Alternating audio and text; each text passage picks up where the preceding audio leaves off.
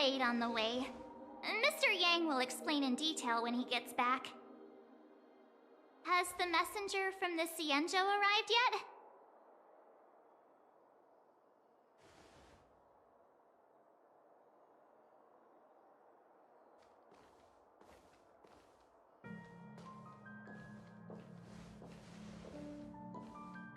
Long time no see, everyone.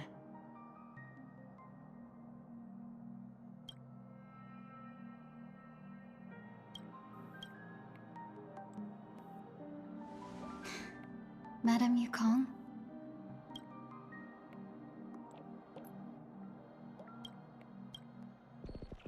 I've imagined this moment many times.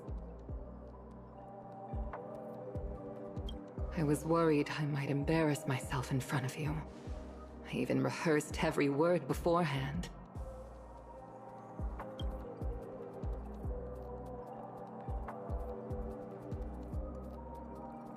But now it seems it was unnecessary. Tingyun, I'm here to take you home.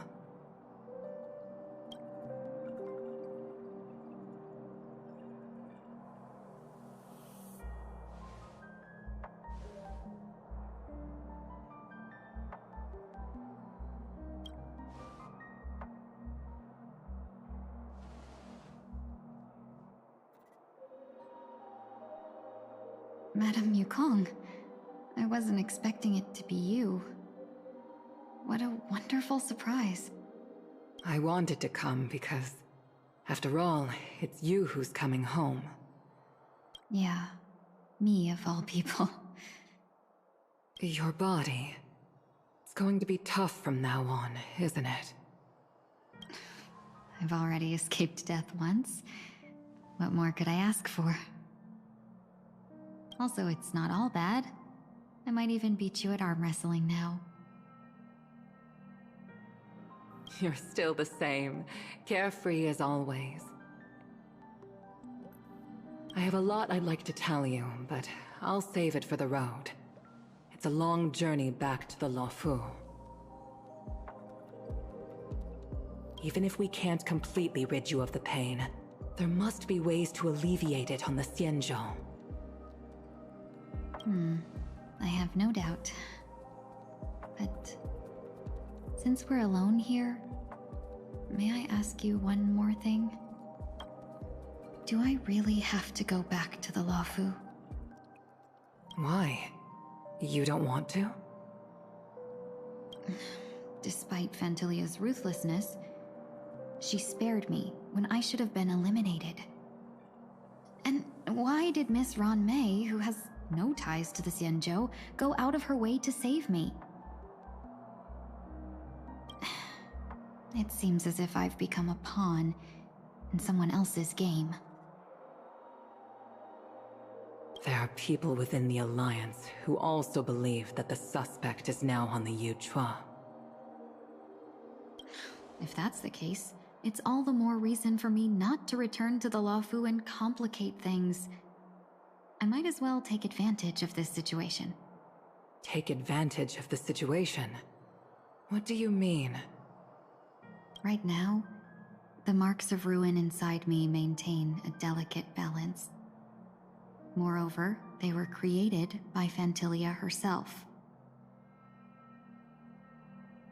If possible, please inform the General and arrange for me to meet with the Marshal. Maybe this body of mine can help the Alliance get one step closer to the Cienjo's enemies. When Ron Mei visited the Luofu earlier, she mentioned what happened to you. This coincided with when the message sent by the Astral Express arrived. The Arbiter Generals concluded that Fantilia did not intend for you to survive. If utilized strategically, this could give the Alliance an element of surprise. If we follow this plan, we must keep your resurrection hidden. But before making any decisions, I want to know what you think. If you wish to go home, I'll support you, no matter what others may say. Then I'm glad. I shall save you the trouble of hearing what those people may say. The road ahead is perilous. If you decide to take it, I won't stop you. Maybe I'm being selfish, but I still want to know. Are you choosing this because it's what you really want? I've come to see myself clearly in this dream journey. Perhaps it's what people call a blessing in disguise. There is someone who can attest to my true intentions.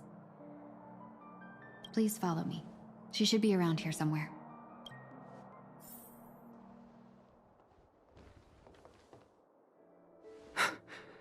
Is that...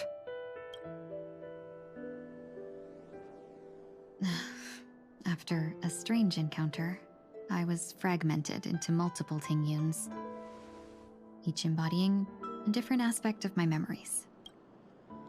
And one of them hasn't returned to me, because she ventured too far. Until now.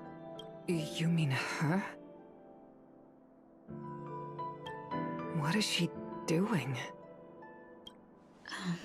She's captivated by something that has deeply mesmerized me.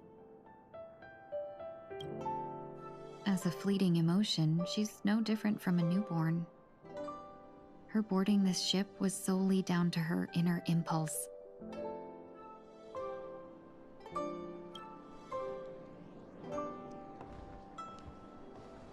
Madame Yukong, do you remember? Perhaps that was just an ordinary flight for you, but for a certain child, that was her first experience with the sky.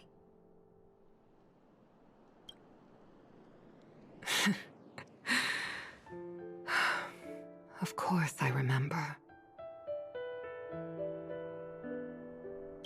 Back then, you were still young enough for me to carry.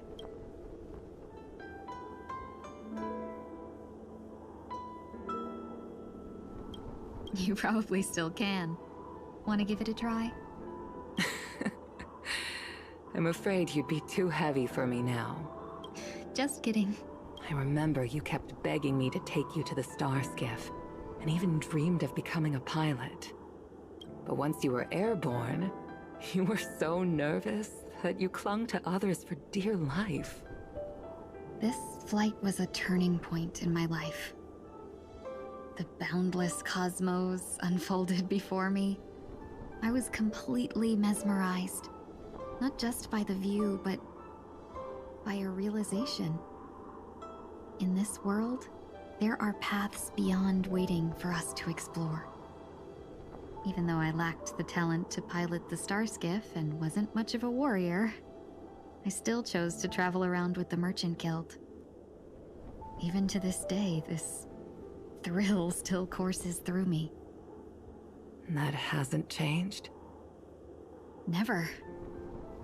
Now I can embark once more on my journey as a traveler of no return, exploring the paths that lie beyond. Speaking of which, how are things with the Whistling Flames?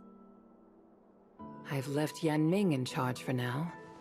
He's reliable, but he can be a bit extreme, and might not always follow your principles as a traveling merchant.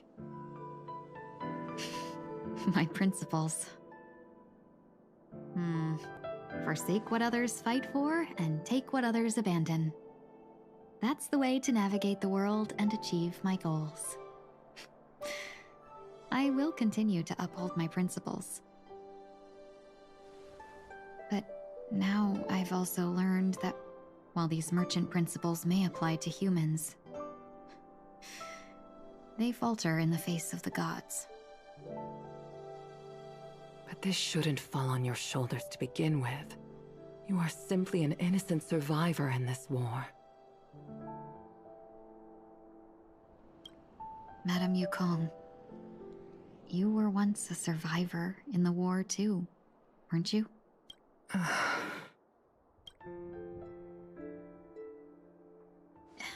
In a hazy dream, I vaguely remember someone telling me that the inescapable price of survival is often more adversity. But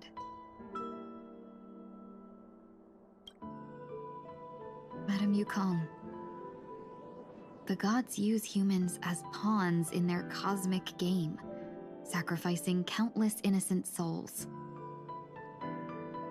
Have you ever thought about making them pay?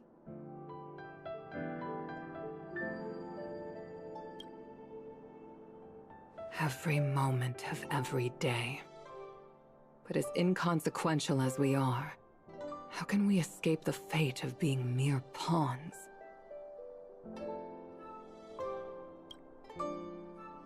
If I could choose, I would never want you to become a pawn. I just wish you could still be that carefree little fox, not caught up in this war.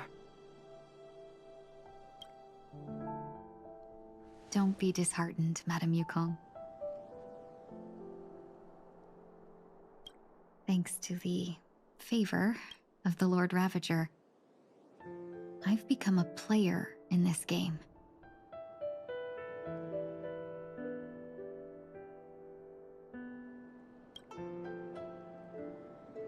Remember, it's often the unassuming pawns, the lone traveler, or the worm that subdues the dragon, that leave even the best strategists helpless.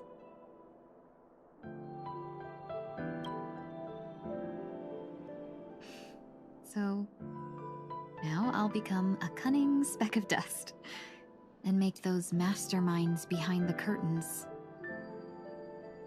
sneeze a few times.